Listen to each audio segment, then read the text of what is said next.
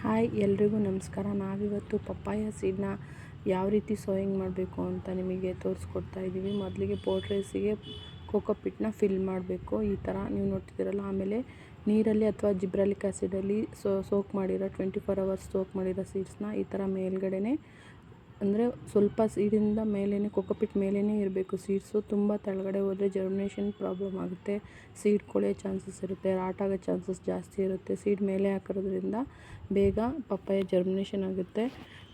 ಈ ಥರ ಮುಚ್ಚಿ ನೋಡಿ, ಅದು ತುಂಬ ಕೆಳಗಡೆ ಹಾಕಿದ್ರೆ ಸೀಡು ಜರ್ಮಿನೇಷನ್ ಆಗೋಲ್ಲ. ತುಂಬ ಜನ ಏನು ಮಿಸ್ಟೇಕ್ ಮಾಡ್ತಾರೆ ಅಂದರೆ ಫುಲ್ಲು ಸೀಡನ್ನ ತುಂಬ ಆಳವಾಗಿ ಉಣ್ಬಿಡ್ತಾರೆ. ಅದು ತಪ್ಪು. ಈ ಥರ ಮೇಲ್ಗಡೆ ಸೋಯಿಂಗ್ ಮಾಡೋದ್ರಿಂದ ಪಪ್ಪಾಯ ತುಂಬ ಚೆನ್ನಾಗಿ ಜರ್ಮಿನೇಷನ್ ಆಗುತ್ತೆ. ಈ ಥರ ಮೇಲೇ ಸೀಡನ್ನ ಸೋಯಿಂಗ್ ಮಾಡಬೇಕು ನೀವು. ಇದಾದಮೇಲೆ ಸ್ವಲ್ಪ ವಾಟ್ರಿಂಗ್ ಮಾಡಿ ರೋಸ್ಕೆನಲ್ಲಿ ಮಲ್ಚಿಂಗ್ ಶೀಟ್ ಹಾಕಿ ಮುಚ್ಚಿದ ಮೇಲೆ 8 ದಿನಕ್ಕೆ ಮೊಳಕೆ ಬರುತ್ತೆ. ಮೊಳಕೆ ಬಂದಮೇಲೆ ಕವರ್ನ ರಿಮೂವ್ ಮಾಡಬೇಕು. Thank you.